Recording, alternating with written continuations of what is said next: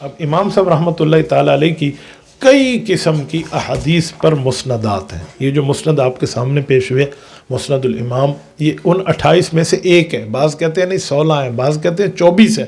تو جتنی مسند بھی ہوں، مختلف مسندات کٹھی ہیں. میں آپ کے سامنے مسند امام اعظم امام سیمری کی رکھ رہا ہوں. اسی طرح مسند امام اعظم قاضی ابو یوسف کے نام سے ہے. مسند و آثار امام محمد کے نام سے ہے. مسند امام حسن بن زیاد لؤلؤی، یہ امام صاحب رحمۃ اللہ کے شاگرد ہیں. جس دن یہ فوت ہوئے اس دن حضرت امام شافعی رحمۃ اللہ فوت ہوئے ہیں. بہت بڑا نام ہے امام حسن بن زیاد لؤلؤی رحمۃ اللہ علیہ. یہ ہیرے کے کاروبار کے بزنس مین آدمی ہیں. لؤلؤ یہ ہیرے کا نام ہے. تو یہ اس کے ایک بہت بڑی شخصیت تھے، مالی لحاظ سے بھی اور علمی لحاظ سے بھی. ان کی بھی مسند ہے. اسی طرح مسند امام محمد بن مخلد ہے. اسی طرح امام صاحب رحمۃ اللہ علیہ کی ایک مسند ابن عقدہ رحمۃ اللہ علیہ سے ہے. ابو القاسم رحمۃ اللہ علیہ سے ہے. عمر بن حسن سے ہے. مسند امام محمد بن یعقوب الحارثی رحمۃ اللہ علیہ کی ہے، جو آپ کے سامنے اس وقت موجود ہے. اس طرح مسند ابو احمد بن عدی بن جرجانی ہے. امام صاحب کی ایک مسند محمد بن مظفر بن موسیٰ سے ہے. امام صاحب کی ایک مسند طلحہ ہے. اور امام صاحب رحمۃ اللہ علیہ کی مسند ابراہیم ہے. مسند ابو الحسن ہے.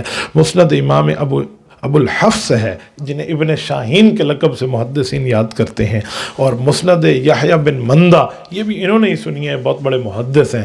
اور ابو نعیم عبداللہ الاصبہانی رحمۃ اللہ علیہ 430 کے متوفہ ہیں. بڑا نام ہے ان کا، امام ابو نعیم کا.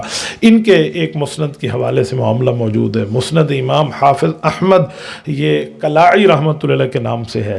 حضرت امام ماوردی رحمۃ اللہ علیہ کے نام سے مسند ہے. خطیب بغدادی کے نام سے مسند موجود ہے. حضرت امام صاحب رحمۃ اللہ علیہ کی مسند انصاری الحروی رحمۃ اللہ علیہ کے نام سے ہے.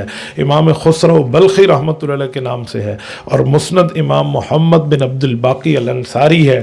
اور امام صاحب رحمۃ اللہ علیہ کی مسند میں مسند امام قاسم ابن عساکر جن کا نام ہے دمشقی، ان کے نام سے ہے. اور مسند امام مکی رازی ہے.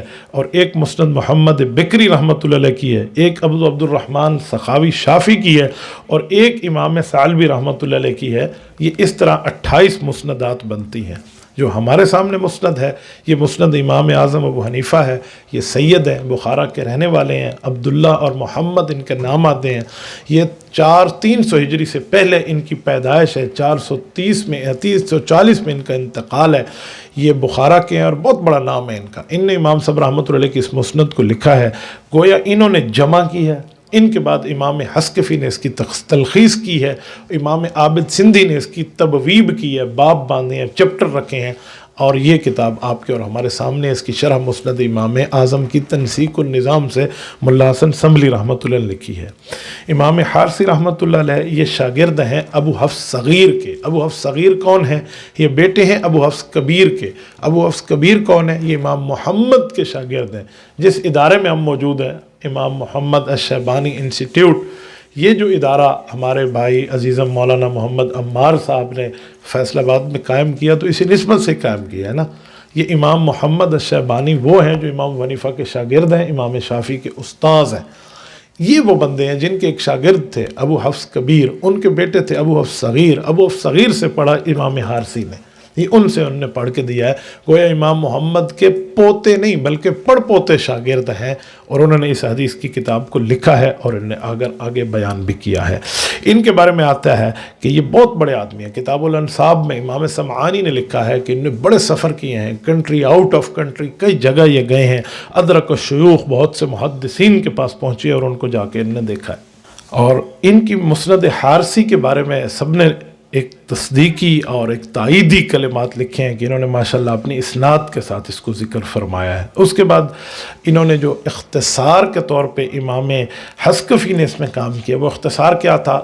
اپنی سند کے ساتھ انہوں نے لکھا تھا. امام حارثی نے انہوں نے تمام سند کو الگ کر کے صرف امام حنیفہ اور رسول اللہ صلی اللہ علیہ وسلم تک کے سند کو باقی رکھا، تاکہ حدیث جو ہے نا حدیث کی کتاب خوبصورت سے مختصر ہو جائے. تو یہ تلخیص امام حسکفی نے کی ہے. امام حسکفی بھی ماشاءاللہ بہت بڑے آدمی ہیں. اور امام حسکفی رحمۃ اللہ علیہ کوئی عام بندہ نہیں ہے، بلکہ یہ کوئی 650 کے لگ بھگ کے آدمی ہیں. اور یہ آج سے کم از کم 1000 سال کے لگ بھگ 800 سال 850 سال پہلے کے آدمی ہیں، انہوں نے اس پر کام کیا ہے، قاہرہ کے رہے ہیں، قاہرہ میں، حلب میں، مختلف جگہ حدیث پاک کے نے سفر کیے ہیں۔ پھر امام عابد سندھی رحمۃ اللہ علیہ نے اس پر جو کام کیا ہے وہ تبویب کا ہے۔ تبویب کہتے ہیں باب لگانا، چپٹر ہیڈنگ لگانا، مین چپٹر ہیڈنگ کے ساتھ معاملات کو سامنے رکھنا۔ امام عابد سندھی رحمۃ اللہ علیہ نے پھر مختلف علاقوں کا سفر کیا، یہ صنعاء میں گئے، یمن میں، تو وہاں کے ایک بہت بڑے جو حکومتی ایک عہدیدار تھے، ان سے ان کے علم حدیث سے تعلق بنا تو ان کے علم حدیث پہ عاشق ہو گئے، انہوں نے اپنی بیٹی سے ان کا نکاح کیا اور یہ وہاں رہے اور بڑا عرصہ رہے۔ پھر اس کے بعد علم حدیث کی خدمت کرتے کرتے مدینہ طیبہ ہجرت کی، اور آج بھی ان کی قبر مدینہ طیبہ میں جنت البقیع کے اندر موجود ہے۔ تو ان کی ذکاوت بھی بہت زیادہ ہے، ان کا علم بھی بڑا نام ہے، تو یہ ترتیب کے ساتھ یہ ہم تک یہ کتاب پہنچی ہے۔